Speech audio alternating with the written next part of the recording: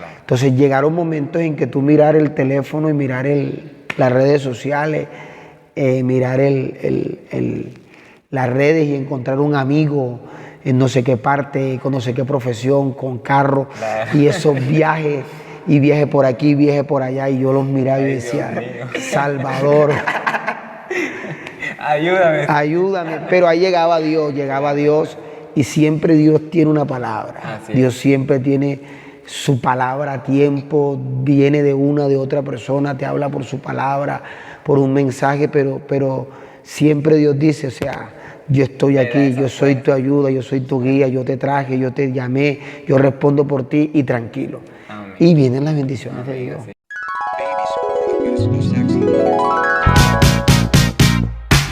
Hola mi gente, ¿cómo están? Bueno, el día de hoy nos encontramos en otro capítulo para el canal del podcast. En este momento pues nos encontramos con el hermano pastor Jason Poveda de la Iglesia Pentecostal Unida de Colombia.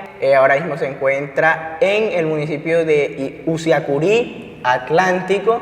El hermano también es profesional en Química y Farmacia, Universidad del Atlántico. También como para dar una pequeña introducción. Muy contento de tenerlo acá, es un placer Amén. para nosotros tenerlo como invitado. Y bueno, esperemos que salga una conversación bastante amena, que podamos informar y podamos llevar un buen contenido. Y bueno, eso es todo. Gracias al hermano también por recibirnos y darnos pues el espacio. Así que nada, comenzamos. Presentemos nuestro saludo al hermano Jason. Fíjate. Claro que sí. Bueno, mi gente, Dios les bendiga a todos. Qué bendición estar aquí con estos muchachos que tienen un excelente programa. Y bueno, gracias al Señor por la invitación a ellos. Y como dijo el compañero, mi nombre es Jason Poveda, pastor de la Iglesia Pentecostal Unida de Colombia, en estos momentos en Usiacurí. Y vamos a charlar, vamos a conocer un poco de todo. Así es. Y que el Señor nos ayude. Bueno, hermano Jason, cuéntenos usted sobre su juventud y su familia. Bueno, gracias al Señor, nací en Sabana Larga, Atlántico, un bello municipio de acá de nuestro departamento. Crecí allí en una familia disfuncional. Mi madre quedó viuda a muy temprana edad, con 3 chicos, y yo el menor de ellos con solo 11 meses de nacido. Y de allí comenzamos a evolucionar en la vida, a crecer sin ese padre que era fundamental en ese entonces. Hasta que llegamos a la iglesia, como de 10, 11 añitos, a la iglesia central de Sabana Larga. Ahí comenzó nuestra vida cristiana. O sea, ahí es donde empieza el Señor entrando en su vida en el Evangelio, ¿cierto? O sea, llegó de niño. Llegué de muy niño, llegué, como decimos nosotros, de carambola. Un hermano mío, el mayor, comenzó a asistir. Un jovencito de la iglesia que jugábamos fútbol me invitó, y como que desde allí, 11, 12 años, comenzamos a escuchar la palabra del Señor. Amén. ¿Y usted antes de ser pastor a qué se dedicaba? Bueno, terminé mi bachillerato en la iglesia, deseaba ser profesional, aún con las condiciones económicas que tenía en ese momento, deseaba con todo mi corazón ser profesional. Dios me ayudó, comencé a estudiar Química y Farmacia en la Universidad del Atlántico, me gradué gracias al Señor Jesucristo y comencé allí a estar en mi profesión. Claro que antes fui colectivo, trabajé de colectivo, vendí agua en un triciclo, vendí leche, vendí minutos en la plaza, hasta que Dios me dio la oportunidad. Con esos medios pude pagar mi universidad, pude pagar mis viáticos, y gracias a Dios pude lograr ejercer mi profesión durante un pequeño tiempo. Qué bendición, ¿verdad? Entonces, bueno, también tenemos una pregunta de que ¿cómo llegó usted al ministerio? ¿Cómo fue eso? Exacto, ¿cómo fue ese proceso como tal? ¿Cómo salió? Bueno, en el corazón del que anhela servir siempre está como esa llama, como ese fuego. Y estando en la iglesia, pues tenía cultos de barrio.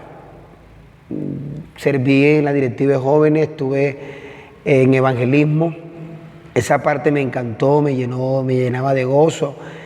Y se dio la oportunidad en un culto de barrio que me delegaron y por mucho tiempo estuve haciendo los cultos allí. Comenzó a dar fruto, la gente comenzó a bautizarse, necesitaban a alguien que atendiera el personal y el pastor, hermano Freddy Figueroa, me comisionó a mí, no como pastor inmediatamente ni como obrero, sino como un proyecto. Al pasar el tiempo de estar allí, como 5 o 6 meses, de ya tener un promedio de visitas, un lapso de tiempo y de visitas, pudimos de pronto oficializar la obra y fue una experiencia a través de un culto de barrio que creció, que se multiplicó, que la gente se bautizó, que se llenó el Espíritu Santo. O sea, digámoslo así, que esta fue su primera iglesia. Esa fue mi primera iglesia. Es más, me decían pastor, sin ser obrero, sin ser pastor, solo el responsable del culto de barrio. Eso fue allá en Sabana Larga. Fue en Sabana Larga, en un barrio llamado 7 de agosto. 7 de agosto. Ahí comenzamos. Eso fue aproximadamente, ya le voy a decir la fecha exacta, como en el 2012, 2013, más o menos. Y más o menos, ¿como cuántos años tenía ahí? Bueno, yo tenía como de 26 a 27 años en ese momento que comenzamos a lo que era la proyección de la obra. Estaba totalmente joven y estaba trabajando, pero no estaba graduado. Estaba en tesis de grado. Yo me graduó ya estando en el ministerio. Ah, ok. O sea, se gradúa y entra al ministerio. Yo tenía 5 meses de estar ya oficializado en 7 de agosto cuando me entregan el título de químico farmacéutico. Fue una bonita experiencia porque yo quise ser profesional, pero también sentía la pasión, el anhelo, el amor por las almas, el llamado. Y se dio una cosa antes de la otra. O sea, se dio el ministerio antes de recibir mi titulación, aunque académicamente ya había terminado hace un año, año y medio, pero por el proceso de la tesis, el proceso de que salieron unas nuevas materias. Luego que salgo al ministerio, a los meses me entregan el título. Pero sí alcanzó a laborar como tal su profesión, a ejercer. Sí, gracias al Señor, estando en 9º semestre, después de mis prácticas, se dio una oportunidad de laborar y estuve allí como 2 años, como año y medio, 2 años en ese lugar. De allí me retiro para entrar al ministerio porque necesitaba un oficio por lo menos de medio tiempo. Este era de 8 o 9 horas diarias y no tenía mucho tiempo, aunque en ese puesto que estaba hacía el culto de barrio, pero ya se necesitaba más tiempo. Claro. ¿Y cómo fue su experiencia en el primer culto allá? O sea, ¿cómo la posesión fue, su primera iglesia fue 7 de agosto? 7 de agosto. 7 de agosto, 7 de agosto, ok. Y luego, ¿cómo fue como tal ese proceso de proceso de posesión? No sé. O sea, ya llegar a tener una responsabilidad, ya tener 10, 12 hermanitos, donde ante Dios y ante la responsabilidad también con los hombres, que de hacer las cosas bien, me posesionaron, si no estoy mal, un 28 de junio. 28 de junio. Allí en la mitad de la calle no había iglesia, no había lugar de predicación, solo fue una silla debajo de un árbol. O sea, fue debajo de un árbol. Sí, no había nada. Debajo de un palo, un árbol de mamón.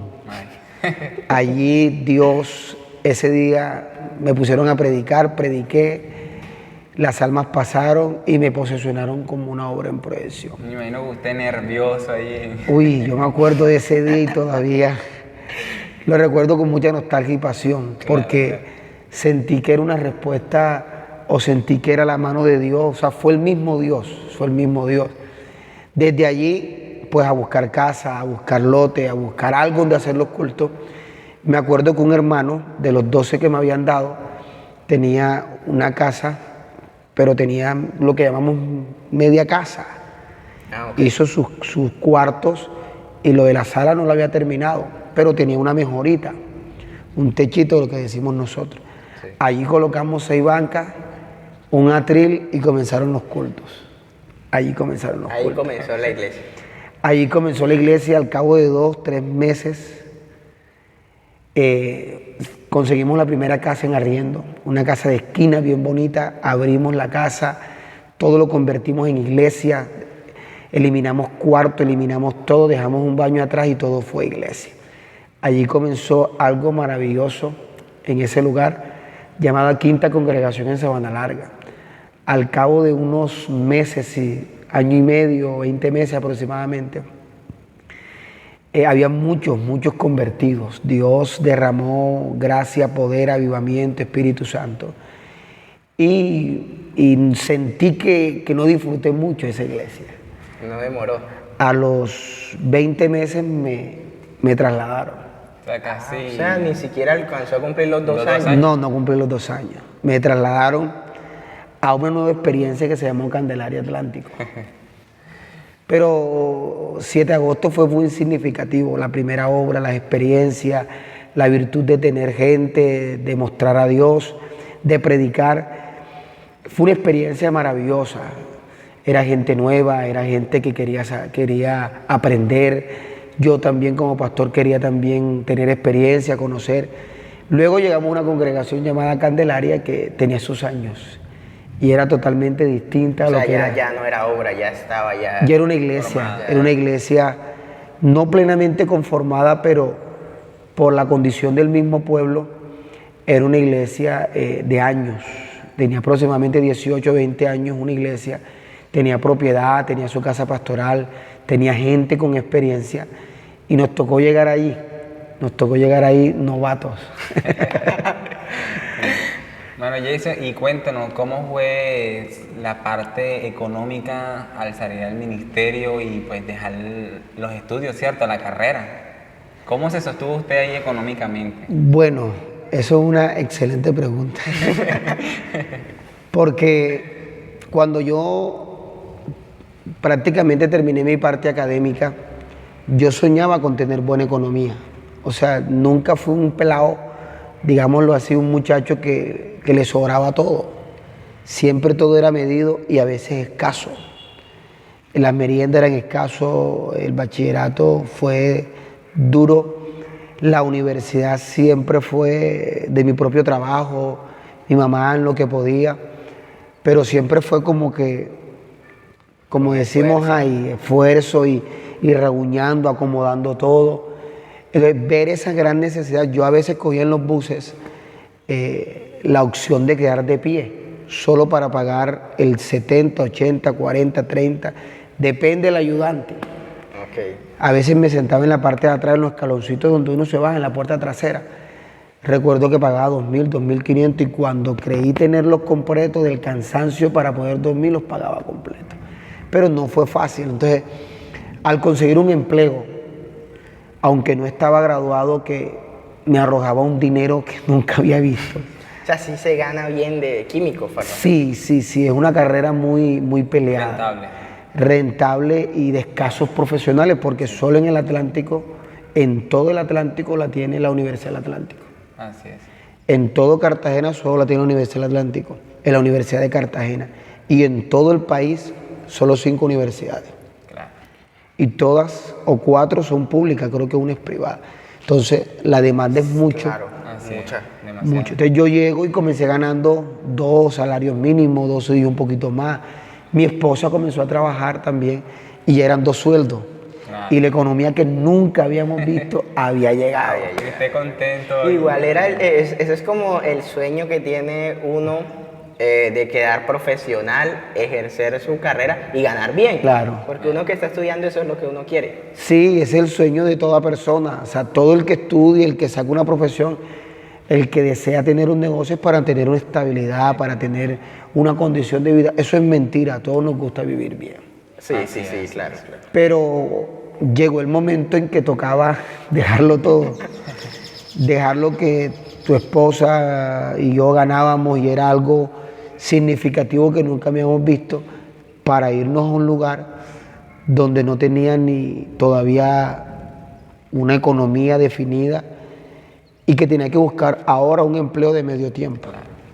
Y fue, o sea, me causó curiosidad, o sea, fue difícil de pronto esa parte porque, pues, o sea, le voy a poner un ejemplo, por ejemplo, ya uno ganando, teniendo su estabilidad, decir como, bueno, ahora pasar, pues a depender como tal de Dios y de una obra comenzando, ¿fue difícil eso? Al principio llegan muchas incógnitas, hay muchas voces, mucha gente que te intenta ver, te intenta mostrar una lógica, porque es una lógica humana. Algunos familiares, pero con tanto esfuerzo, a irte al 7 de agosto, el 7 de agosto era una invasión. En ese momento era una invasión. Ah, ni siquiera era un barrio, era una invasión. De un 70-80%, yo creo que hasta más, de pura casa de tablas y de barro. Tremendo. Entonces no fue fácil, las voces, las personas, Claro. pero más allá había en el corazón, en el pensamiento, una propuesta que yo entendí que no venían de los hombres. Ahí está el secreto.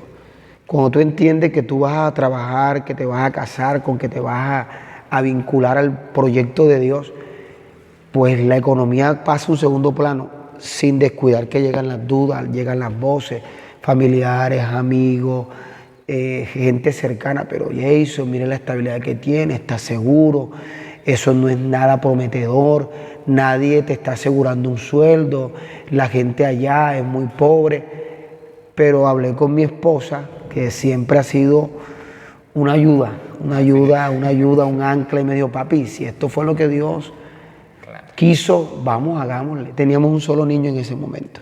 Es como, digamos, debe ser duro porque usted ve a otro compañero suyo de estudio triunfar en economía y usted como que no ha pensado en eso, como que, ay, Sí. voy a dejar esto y me voy a buscar la O economía. sea, si ha visto a sus compañeros que de pronto, qué sé yo, ya tienen carro, casa, algo así. Bueno, eso es una excelente pregunta, porque sí me ha pasado.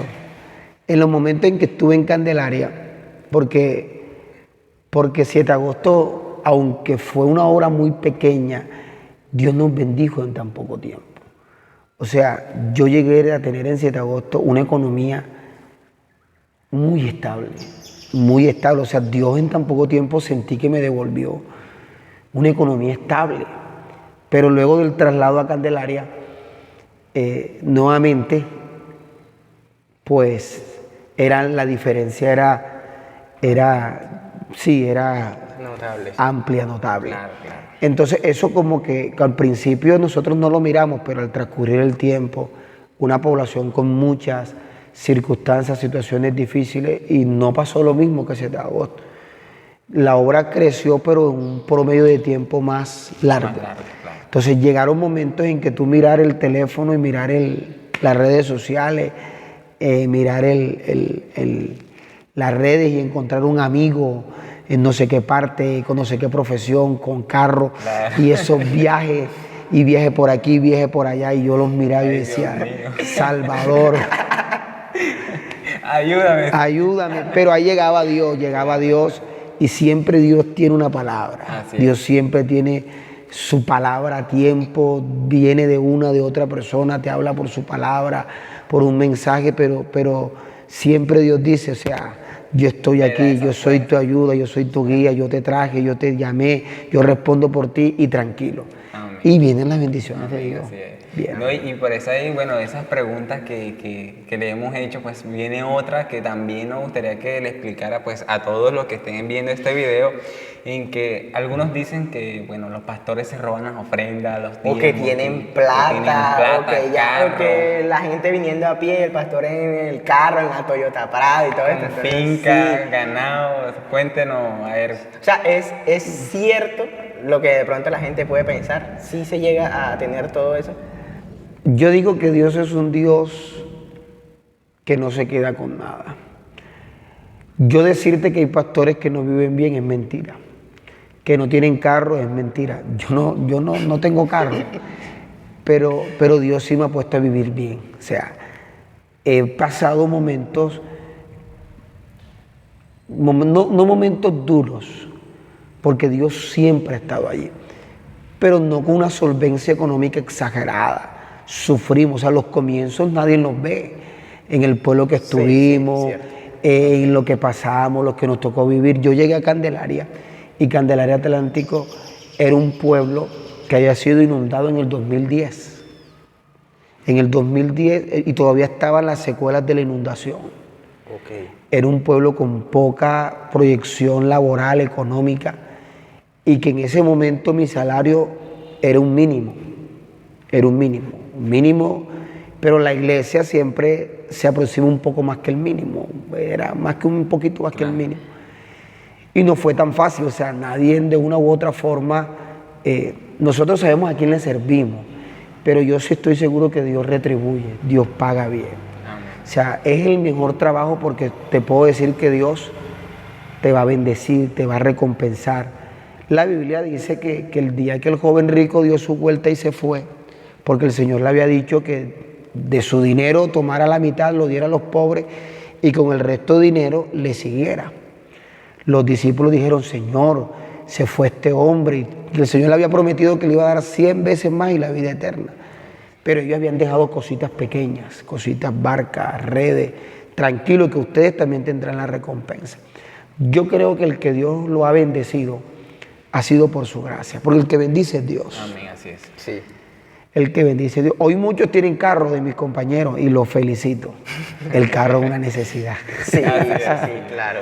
Igualmente, por ejemplo, si uno lo ve por la parte que como tal ser pastor como tal ante los ojos humanos también es una profesión. Sí, señor. O sea, ustedes también como su profesión es ser pastor. Igual en todas las profesiones pues uno puede llegar a tener comodidades porque incluso hasta, qué sé yo, un zapatero comienza de poco y cuando viene a ver, qué sé yo, tiene una zapatería y amonta su estabilidad y llega a tener también sus cosas. Entonces es también empezar de Así poco es. y pues ya Dios va ayudando. No, y no es fácil, esto no es fácil. O sea, el compromiso, aunque lo vemos primeramente con los hombres, es más allá, es un compromiso con Dios. Y aquí no solo hay que tener conocimiento de química y farmacia. Yo soy químico farmacéutico y algunas cosas me han servido. Pero aquí tienes que esforzarte, tienes que aprender, tienes que saber, tienes que conocer mucho. O sea, aquí no es solamente la predicación, aquí es la administración.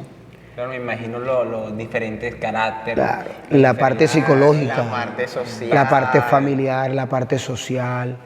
Llevar los problemas a los demás, Sí. guiarlos.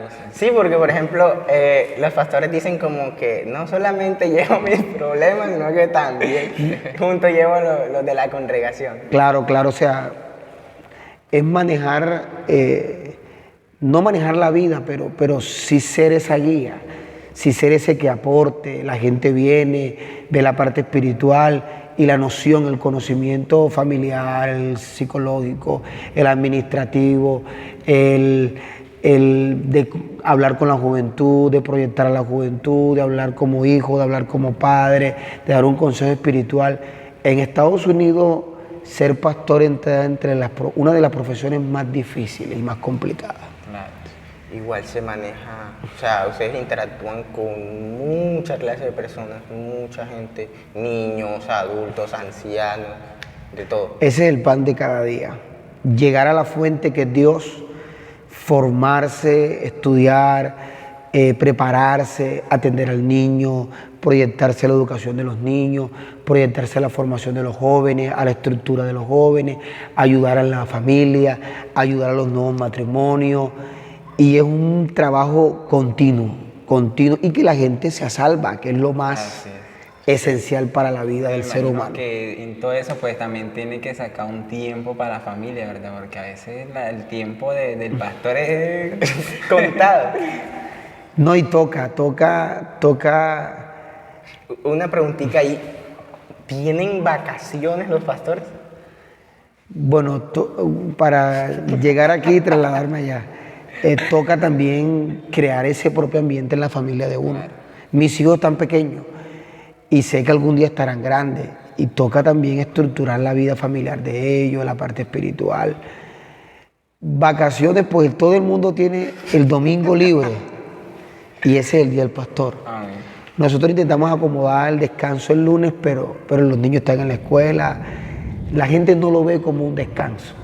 Entonces el pastor saca sus espacios, sí, porque es necesario sacar los espacios con la familia, con el hogar, con mi esposa.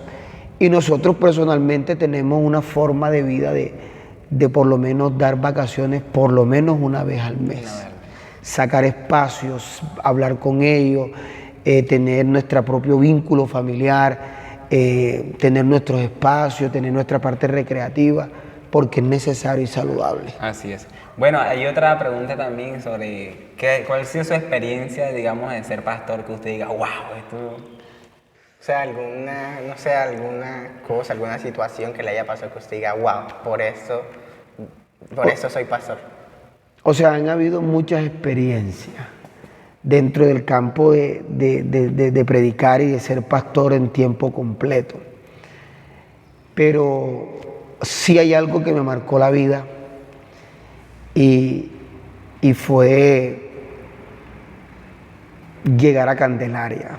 Candelaria era unos pronósticos muy difíciles, muy difíciles. Allí Dios nos enseñó, ahí mi esposa se enfermó, yo llegué enfermo, mi esposa se enfermó, tuvimos una niña enferma, un embarazo traumático, no lo esperábamos, pero en ese poco tiempo que Dios planeó tantas cosas, vimos su gloria. Contártelo cada uno llevaría bastante tiempo, sí. Pero fue allí donde Dios nos dio como una seguridad, como que nos afianzó nuestra fe y hemos seguido hacia adelante, hemos visto su gloria. Pero allí en Candelaria llegué enfermo, se enfermó mi esposa, pero vimos la mano de Dios de una manera extraordinaria, a tal punto que lo que recibimos sentíamos que lo dábamos a los demás. Fue una bonita experiencia. Así es. Bueno, y en algún momento usted ha pensado, digamos, como entregar al ministerio ya de... Dentro del ministerio hay momentos difíciles, que las circunstancias te hacen ver que creer no poder, de pronto un estado de salud, de pronto un estado de no encontrar salida, de pronto ver que la iglesia por momentos está estancada, ver muchas cosas te hacen de pronto sentirte que la cosa no va tan bien, pero de retirarme, de pronto de hacer otra cosa, no me veo. Nunca no me veo. No, creo que mi vida fue diseñada por el Señor para predicar, para anunciar su palabra. Bueno, ¿qué ha sido lo mejor de usted de ser pastor? Servirle a Dios. O sea, es lo mejor de la vida. O sea, puede decir que es la mejor profesión. Sí, lo mejor que le puede pasar a un ser humano es ser apartado, escogido por Dios para esta obra. Así es. Okay. Bueno, ¿y qué tal son los pastores? ¿Son aburridos? ¿Cómo? Sí, porque, por ejemplo, ahí pasa algo muy curioso, que es que la gente tiene la idea como que no, o sea, el pastor es la persona perfecta, seria, que siempre está ahí, siempre tiene que estar así, muy, no sé, muy aplomado. Es un concepto que la gente se ha hecho por la figura que somos ante la sociedad y como guías espirituales, pero somos humanos con un llamado a predicar, a anunciar, y que debemos nuestra parte ética, nuestra parte moral, nuestra responsabilidad, claro que sí, debe ser de las mejores, pero como humanos reímos, lloramos, molestamos, jugamos, brincamos, saltamos, cantamos, y creo que lo mejor es ser naturales. O sea, porque si yo intento ser ese modelo así, o sea, no voy a ser Jason Poeta. Exacto, así es. Yo me río, juego fútbol, estoy con los muchachos, voy a mi visita, pero siempre mantengo una línea entre ser el pastor y ellos los jóvenes. Así es. Pero tampoco esa línea es tan estructural que ellos no pueden ser mis amigos o pueden acercarme a mí. Yo creo que yo soy un ser humano y todavía estoy en una etapa que me considero joven, aunque salí de la juventud. pero yo creo que la virtud es que somos del pueblo. Así es. Hablamos con el anciano, hablamos con el joven, hablamos con el niño, hablamos con todo. Y entonces eso nos hace ser personas que tenemos que ser lo que somos y manteniendo las distancias, los acercamientos proporcionales para tener respetos con todos. Claro. ¿Nunca usted de pronto, usted ha tenido una amistad como un sacerdote, de otras denominaciones, digamos? Se puede, exacto, sí, se podría eso de pronto, usted como pastor.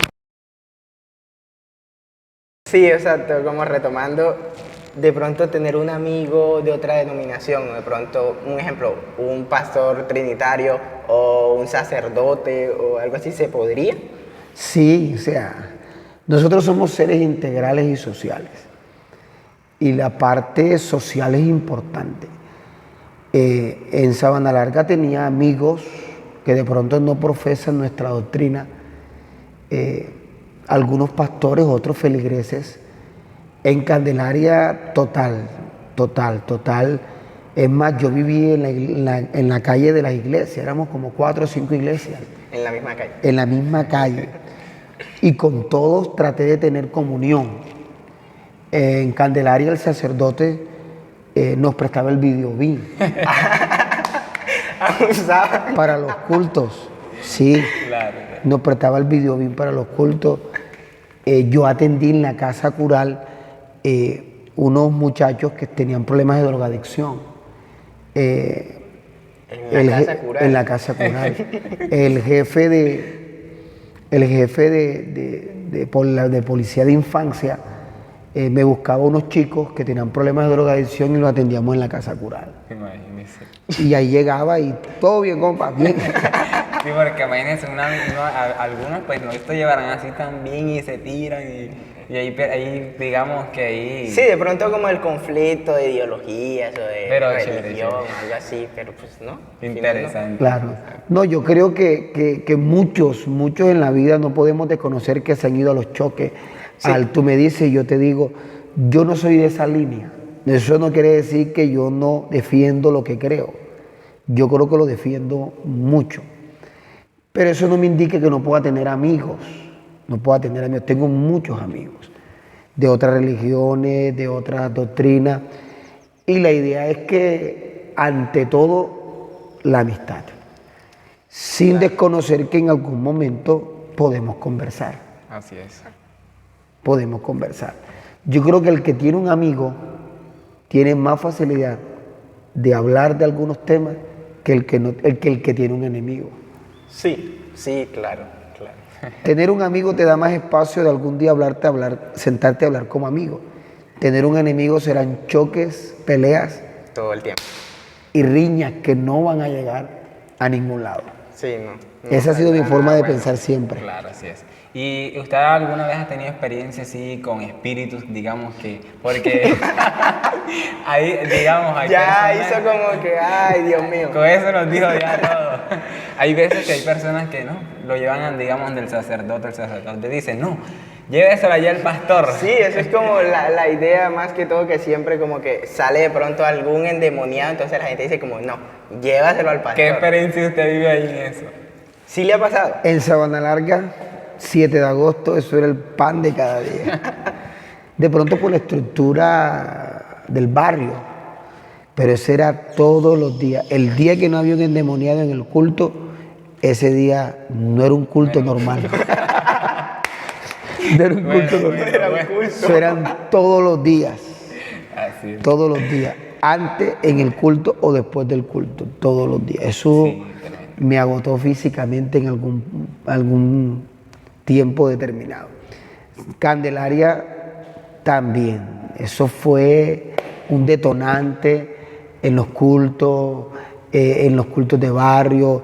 Llegaban mucho a buscar al pastor, lo solicitaban y me tocaba. Muchas casas de Candelaria fueron testigos y los vecinos que tocó llorar. Claro. Ya estando acá en Usiacurí, que es la tercera obra que Dios me ha permitido, sí se ha dado, sí se da, pero con menos frecuencia que las anteriores. Sí se ha dado, sí hemos tenido algunas circunstancias con ese tipo de género, pero igual también estoy en una iglesia mucho más digamos, mucho más grandecita, mucho más compleja, mucho más formada, con gente de pronto con vasta experiencia, claro. y que a veces no lo buscan a uno, sino que a veces van donde los hermanos. Claro. No como en esas obras que están comenzando que todo es el pastor y todo es el pastor y todo es el pastor y si el pastor no está, entonces no hacemos nada. Bueno, no sé si podrá contar esa historia aquí. Una vez la escuché en donde usted se volvió un pulpo ahí. Sí, no crea, me pasó muchas veces. En 7 de agosto eran muchos esos casos. Y estando allí en ese lugar donde Dios se glorificó de una manera extraordinaria, un hombre que estaba endemoniado, un hombre que estaba poseído en su cuarto y estaban sus familiares alrededor que eran de otra denominación. Estaban invocando y predicando. Llamaron a su pastor y llamaron a otro señor. Eran 2, 3 pastores que llegaron. Uno era un misionero de esa denominación. Llegaron, entraron al cuarto, reprendieron. A mí me mandaron a llamar porque ese familiar tenía familiares pentecostales. Me mandaron a llamar, yo llegué, estaba comenzando la obra, me senté en un mueble, sentí la bulla, el escándalo en el cuarto, salieron los pastores, si quieres entra, compártenos, ora con nosotros, pero la dinámica de su forma no me convenció. Yo le dije, no, tranquilo, sigan ustedes, yo ahora entro. Ellos estaban todos juntos. Sí, eran como 6, 7 personas que estaban ahí con él. Y no pudieron, o sea, no sé qué pasó, ellos se fueron y quedaron allí, los familiares y el muchacho. Ellos me llamaron, yo entré, efectivamente estaba sentado en una silla, estaba totalmente en su plenitud, estaba al borde de destruir todo eso. Y yo digo, Señor, ¿y ahora qué hago? O sea, lo oro, no lo oro, me acerco, lo tenían agarrado. Eso fue una experiencia única. Yo no sé quién más le habrá pasado, pero a mí el Señor me dijo, dale una cachetada. La única vez que me ha pasado. Sí. Usted escuchó la voz que le dijo, acércate y dásela. La cachetada santa. Sí, yo me acerqué y se la di en el nombre de Jesús. Ese muchacho se quedó quieto, se paralizó en su sano juicio, se levantó, pidió permiso, se fue y se fue a acostar. De esa cachetada. O sea, estaba sentadito. Sentadito, arrebatado. Y yo le creía al Señor. Por eso, si no le dice el Señor, no lo haga, por favor. Si nos están viendo y hay algún endemoniado, no le pegue una cachetada. Llamen al pastor. Y pasó y luego oré por los familiares y muchos de esos familiares salieron poseídos. Gracias a Dios que llegó un hermano muy consagrado. Llegó, tocó la puerta, eran como 4 o 5 en el suelo y tocó extender manos, pies, de todo ahí para orar. Éramos 2 contra todos ellos. Dios se glorificó de una manera súper especial. Al principio en Candelaria también fue así, 2, 3 en el suelo y tocaba orar por aquí, por allá. Y no fue fácil, creo que Dios en su momento hizo lo que tenía que hacer. Debe ser también, físicamente debe cansar, ¿no?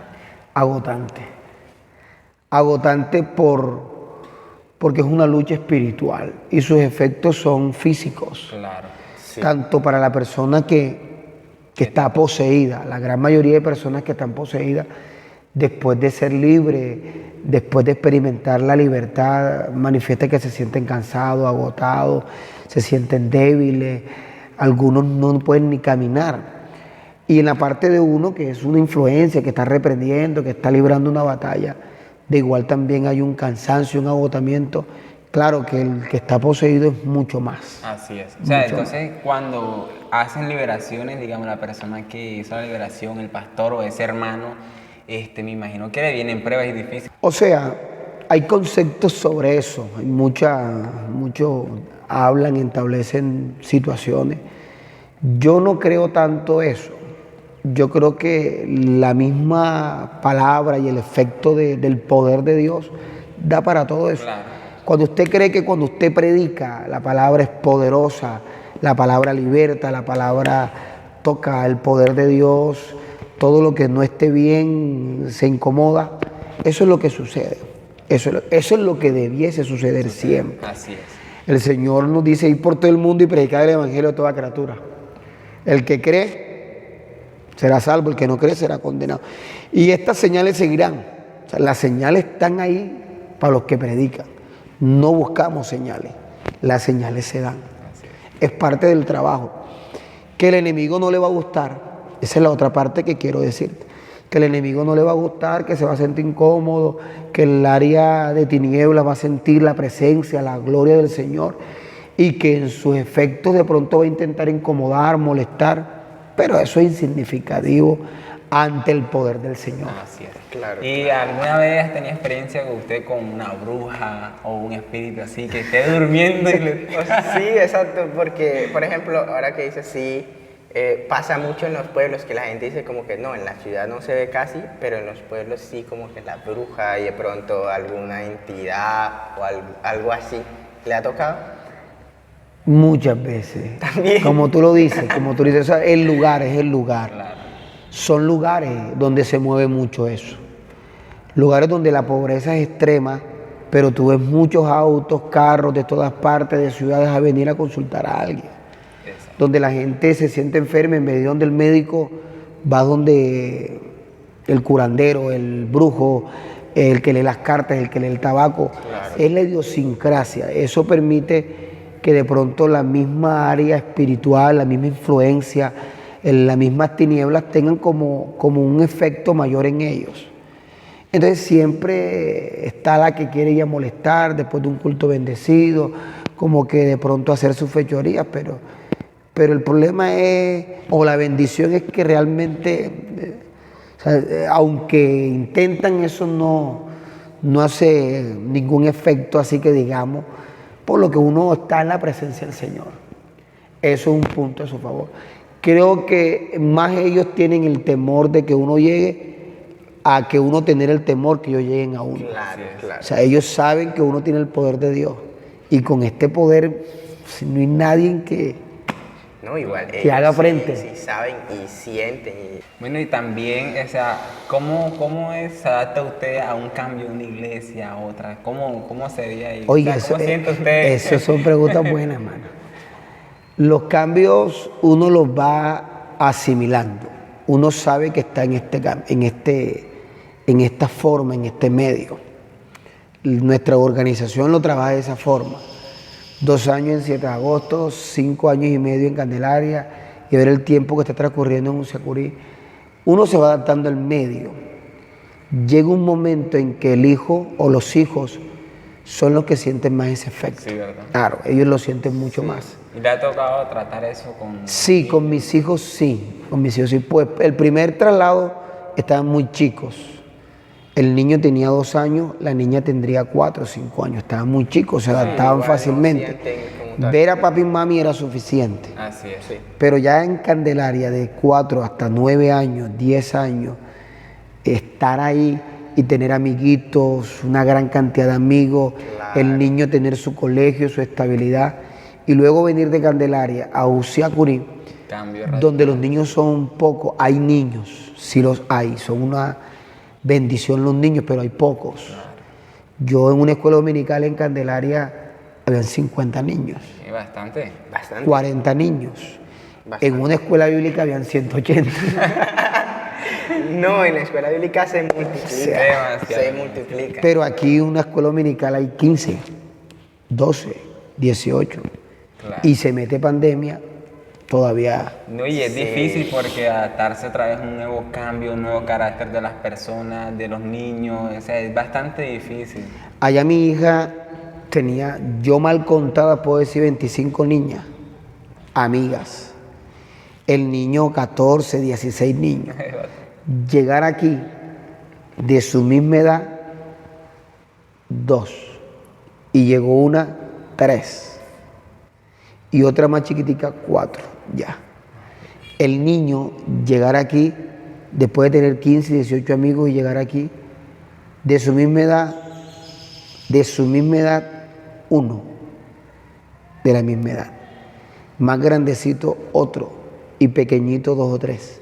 Eso es todo. O sea, se podría decir que más que todo el cambio de una iglesia a otra pues afecta más que todo es a la familia. A la familia.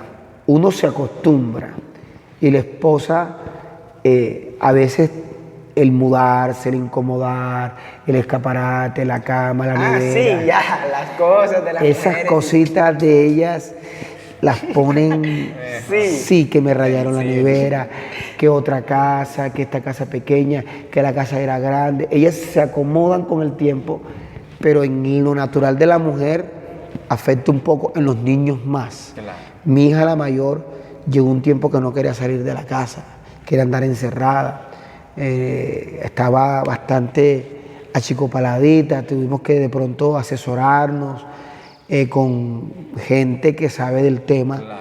Y les dimos unos tips, hicimos cositas, ahí hicimos terapia hasta que gracias a Dios asimiló la situación. Sí, porque es bastante difícil. un Igual, cambio.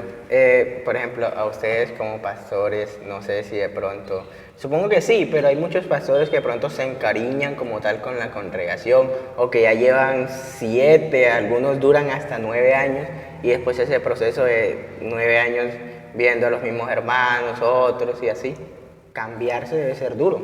Sí, es muy duro, más cuando estamos iniciando. Las primeras 2 iglesias son muy, pero muy trascendentales. Por lo que es tu primera experiencia, es tus primeros convertidos, tus primeros bautizados. Luego nosotros, no es que no querramos a la gente, pero uno sigue amando a la gente, sigue queriendo a la gente, sigue salvando a la gente, pero ya el pensamiento se va adaptando a que en algún momento Va a cambiar. va a tener a otro, sí. pero uno va dejando buenos amigos, Así va es. dejando buenas relaciones, va dejando buenas experiencias, y lo bonito es que uno le invitan, todavía la gente se acuerda, todavía la gente lo llama, y uno de vez en cuando también los visita. Hay otras iglesias, por ejemplo, otras denominaciones que no cambian en los pastores. Por ejemplo, en esta sí. A usted, pues personalmente, ¿cómo le parece mejor de pronto quedarse en una iglesia o ir cambiando? Yo de pronto he visto otras denominaciones que el pastor, como tú lo dices, es vitalicio, está ahí hasta que muera. Esta forma de ser trasladado a mí me gusta, Sí. aunque tiene todo lo que hablamos anteriormente. Claro. O sea, tú llegaste a una iglesia y duraste 5, 8, 10 años y tú formaste lo que Dios quería que esa iglesia se formara. La Biblia habla del apóstol Pablo, que también tuvo mucho traslado. Tuvo tiempos en algunas congregaciones, dejó pastores y iba. Y la iglesia pentecostal tiene la bendición de que la organización se mueva de esa forma. Primero, porque en un sentido práctico, tú le trabajas a Dios, conoces muchas más personas y tu ministerio se enriquece con muchos, no con alguno en particular.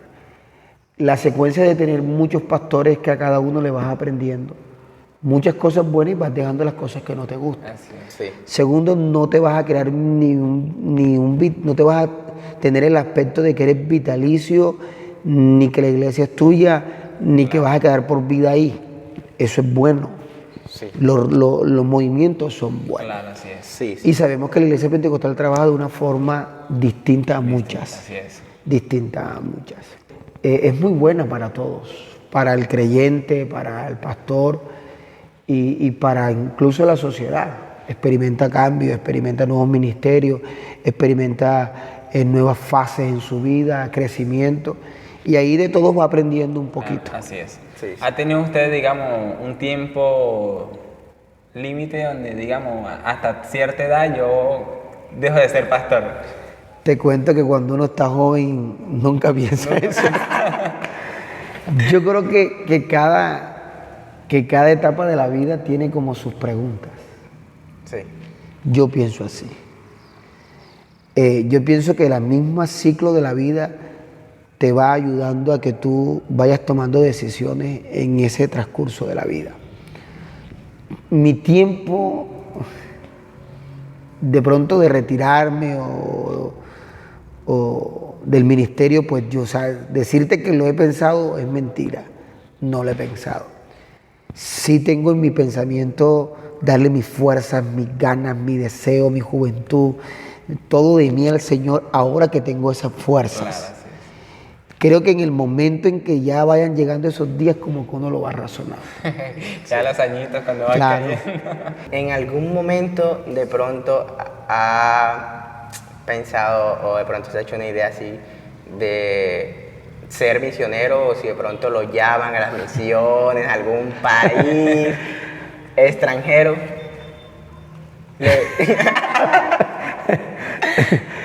O sea, ¿qué te explico? En el corazón. O sea, es que ya es algo como más puntual. Pero en el corazón, en mi vida, en mi anhelo, en algún momento se ha pasado ese pensamiento. Es más, en algún momento he orado por eso, en algún momento he sentido algo por eso. Hasta allí. Hasta allí para no entrar en detalle. Bueno, ¿como qué país le gustaría conocer? O sea, de conocer, O que Sí, fuera sí. ya de misionero. o sea, hay países que se me han llegado a la mente, no te puedo decir mentira. Hay países que en algún momento he orado por ellos, porque he sentido, porque he anhelado, porque de pronto, no sé, algún momento escuché un informe misionero, en algún momento oramos por ese país. Pero creo que uno está a la voluntad del Señor. O sea, yo siempre he dicho que uno es peregrino y si me dicen o me llaman o me indiquen las almas. En particular, a veces nos definimos por un país, pero en general son las almas. Y las almas están donde Dios le envía a uno. Así es. Man, y una duda, digamos, los pastores cuando se retiran, ellos los pensionan o son indemnizados, ¿cierto? Sí, o sea, tienen pensión los pastores. O sea, nosotros, por lo mismo que te decía ahorita, la organización, o sea, la organización está bien estructurada, nosotros pagamos un seguro de vida, tenemos una afiliación a una corporación, pagamos nuestra seguridad social dependiendo de los ingresos que tengamos en la iglesia. Ningún pastor aquí gana menos del mínimo, ninguno, es más, estamos por encima del mínimo y de allí todas las bendiciones. Entonces, dependiendo de eso mismo, tú pagas tu seguridad social, la iglesia te compensa también por tu tiempo de trabajo. Claro. Eso lo da por su deseo, no es una obligación. La iglesia estableció eso como norma para bendecirnos, para de una u otra manera remunerar el trabajo del pastor. Así es. Y con todas las bendiciones que uno vive en este ministerio. Sí. Y que la organización lo ha sabido estructurar muy bien. Igual se dan muchos tiempos, o sea, mucho tiempo de carrera, ¿no? Supongo yo que como cuánto puede durar una trayectoria pastoral, no sé. Va a depender como de... 30 sí, va a depender como del tiempo también que tú ingreses al ministerio. Antes ingresaban muy jóvenes. Yo el otro día estaba haciendo como un balance de eso, es un concepto mío propio. Y anteriormente, pues usted mira a los pastores y era un promedio de hasta de 20 años.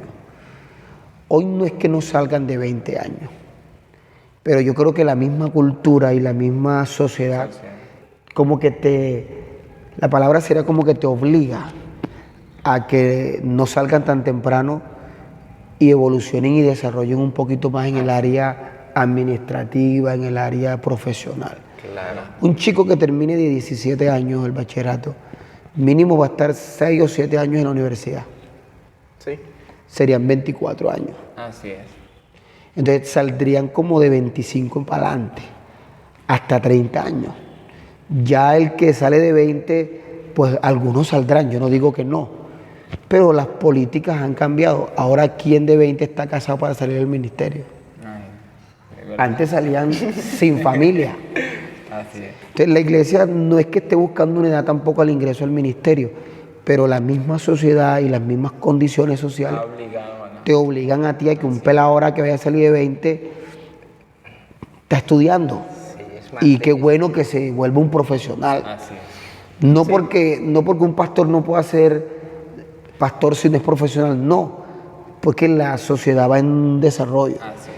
Mira, ya yo que soy profesional, gracias a la misericordia del Señor, hoy te puedo decir que ya la sociedad no espera un profesional, ya te obliga a que tú por lo menos seas un profesional. Exacto. Sí, es verdad. Anteriormente te obligaba a que fueras un bachiller. Bachiller. Ya la sociedad hoy te obliga a que seas un profesional. Ahora hay otro concepto. Ahora si tú quieres ser un poquitico más, tienes que por lo menos hacer una especialización. Exacto. Sí. O sea que ya la misma sociedad te empuja, las mismas condiciones, las mismas necesidades. Profesionales hay muchos, pero entonces ahora tienes que hacer un plus. No, voy a especializarme. Le repito, en la parte educativa no influye en que Dios llame a alguien, no, Dios llama. Pero nosotros en nuestro medio y en el entorno debemos también formarnos educativo, secularmente, sin descuidar lo que Dios siempre ha también definido, la parte espiritual, la consagración, la entrega. Pero nosotros como humanos también creamos una integridad, un ser social y un ser secular también. Entonces debemos formarnos en todos los ámbitos. Entonces la misma sociedad nos ha creado ese tipo de esquema. Sí. Y Dios la avala, Dios te ayuda, Dios te proporciona. Vuelvo y lo repite, yo quise ser profesional con todas las condiciones adversas que tenía. Y yo sentí que Dios me ayudó. Dios me ayudó. Y mi profesión en algún momento me ha abierto las puertas. En algún momento de pronto, por ejemplo, en Candelaria me buscaban mucho. Me pedían conceptos. Muchas veces de la Secretaría de Salud me invitaron a algunas charlas, a algunos tipos de seguridad social, a algunos tipos de problemas en la sociedad, me invitaban. Se enteraron de que era químico farmacéutico e iban allá. Me invitaban y yo participaba y ahí mismo estaba la palabra. Claro. Ahí mismo estaba el roce, ahí mismo estaba esa parte de influencia. ¿A los cuántos años como tal empezó su ministerio siendo pastor? Bueno, saquemos cuenta. Yo tengo 36 años. Sí. 36 años. Estuve 5 años y medio en Candelaria. Tuve 20 meses en 7 de agosto. Llevo aquí 2 años, 3, 4 meses. Serían casi 10 años. Casi 10 años. O sea, a los 21. 26. 26. A los 26 para 27 años más o menos. Ah, sí. O sea, digamos que en su etapa de la juventud, así Plena. en su estado más pleno. Fuerza 100 por 1. Tremendo. Exacto. Igual Bueno, pudo dedicarse, pues, como tal, o sea, dedicar esa fuerza que tenía. Igualmente está joven, pero pudo dedicar esa fuerza como tal a comenzar el ministerio. Sí, o sea, yo digo que llegué en un promedio de tiempo donde había cumplido ciclos en mi vida. O sea, yo termino el bachillerato, me pongo a trabajar, entro a la universidad como 19, 20 años, termino el ciclo de la universidad, empiezo a trabajar unos añitos y enseguida aparece el ministerio. O sea, cumplí ciclos en mi vida. Y Dios me permitió ver esos ciclos, ser profesional, ser padre, tener responsabilidad con la familia, tener una profesión, adquirirla de una manera donde Él fue mi fuerza, mi ayudador, y que yo también me dispuse a trabajar y a querer ser alguien en la vida. Y ahora lo que Él me ha premiado, o sea, porque yo siento que Dios nos ha premiado con ser ministros, con ser pastores. Sí, igual otra cosa, pues usted igualmente joven y cuando empezó pues igual también era joven. Es difícil en este tiempo evangelizar a los jóvenes. Yo creo que la juventud en estos momentos tiene una gran necesidad. La juventud no es tan difícil predicarle a un joven. Aunque el joven tiene mucho en su mente, mucho en su deseo, mucho en sus ganas, mucho en su vida como joven de experimentar, de crear. Pero yo creo que no es difícil hacer caso a un joven. Un joven bien definido con Cristo le llega facilito a cualquiera por medio de una alabanza. Hoy los chicos tienen alabanza y no son cristianos. Hoy te comparten un versículo y no son cristianos. Exacto. O sea, ya tienen inculcado. Sí, ya tienen géneros cristianos. Así es. Y te hablan facilito. Pero hay una palabra que es contundente, que es vida. Que si un joven lleno le llega a otro, le abre esa necesidad de Dios. Así es. Claro. Y hubo algo que nos contaron y vamos a decirle, nos dijeron que una vez había hecho un sancocho Ajá. en una cancha con unos jóvenes, algo así. Sí. Eso fue, oiga, les dice. Nos tiraron ese dato. Eso fue en 7 de agosto. La misma condición del barrio. Eran chicos que tenían esa problemática de droga, esa problemática de alcohol, esa problemática, ese estilo de vida que se da en una invasión. Pues llegarle con una pinta, soy pastor, Dios te bendiga, ese formato de que hablábamos ahorita, a ellos, porque habían ancianos que lo evangelizan, pero ellos, Sí. llegar de pronto yo a la tienda y pelado, ¿qué? ¿Todo bien? Cuéntala, pastor, bien. Entonces ellos comenzaron a decir, el pastor es bien, Claro. pero yo decidí ser joven, Claro. manteniendo mi postura de ser pastor. Pelado, ¿qué? Cuéntala, bien, todo bien, todo bien. Y me acercaba y cuéntame, ¿qué están haciendo? No, aquí, pastor, no, eso va, eso bien, firme, tal. Ese vocablo sin perder mi postura de pastor. Hubo un acercamiento, comenzamos a acercarnos, comenzamos a ser amigos, comenzamos a invitarlos.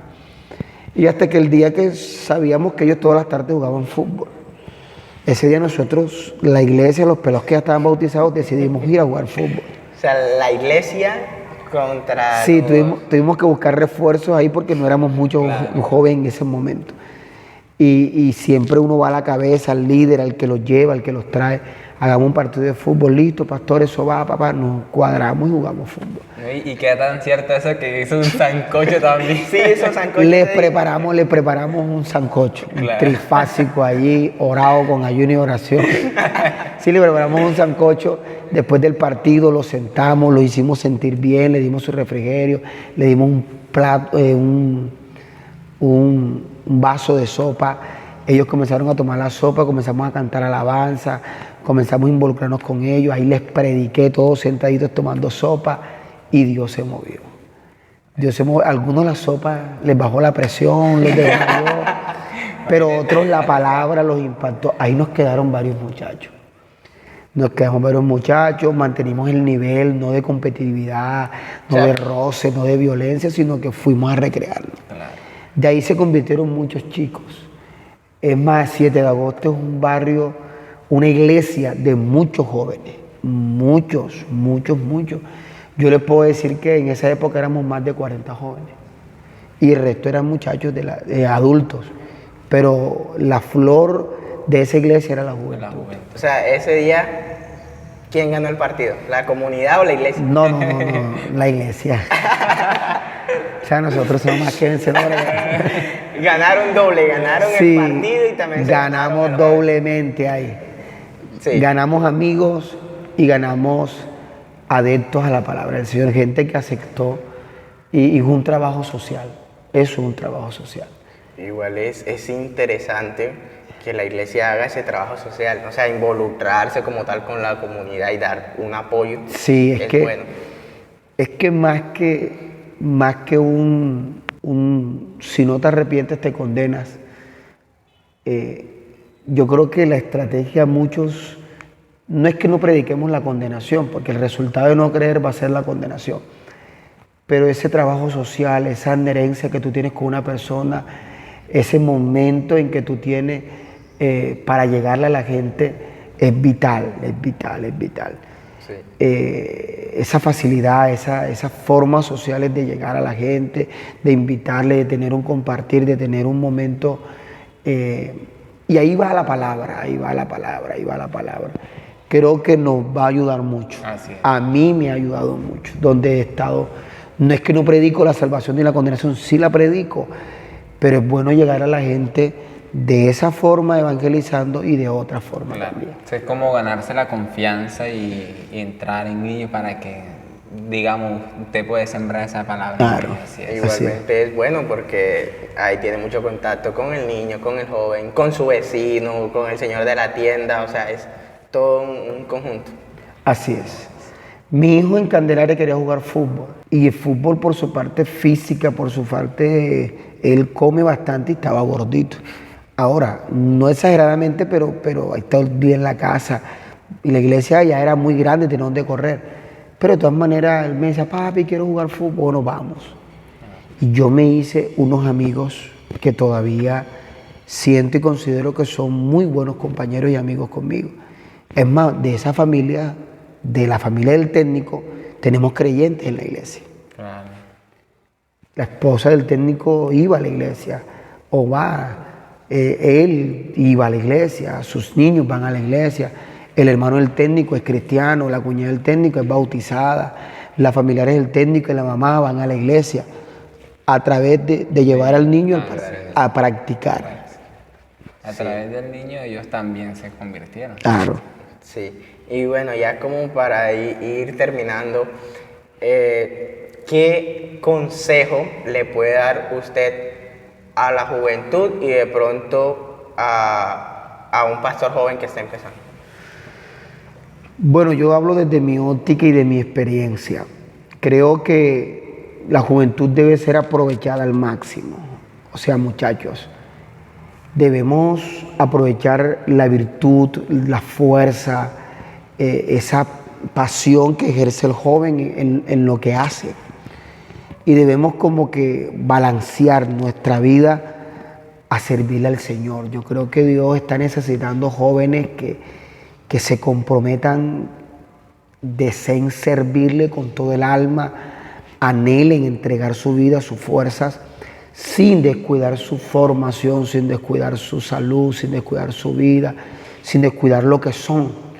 Entonces, ¿qué le invito yo a la juventud? Todo aquel que nos esté viendo de cualquier parte, a que muchachos se esfuercen, se esmeren, sirvan a Dios con el alma y tengan presente que apartado de Él, nada podemos hacer. O sea, Dios tiene cosas preciosas para esta juventud. Ustedes tienen una gran generación que necesitan conocer al Señor y son los llamados a través de la amistad, del cariño, a través del internet, a través de todo lo que nos ha proporcionado este momento de la vida que estamos viviendo. Pero sobre todo, muchachos, inclinen sus fuerzas, sean valientes y esfuércense. El resto lo va a hacer el Señor. Así es. Ok, bueno, entonces pues ya con esto damos finalizado el podcast del día de hoy. Gracias de verdad, hermano Jason, Amén. por ser invitado. Y bueno, nada, le mandamos un saludito a todo el mundo desde acá, desde Uciacurí. Y de verdad, Saludos. vengan. Que visiten porque... Visiten Uciacurí. municipio Eso muy fue algo hermoso. que nos sorprendió. Muy bonito el pueblo.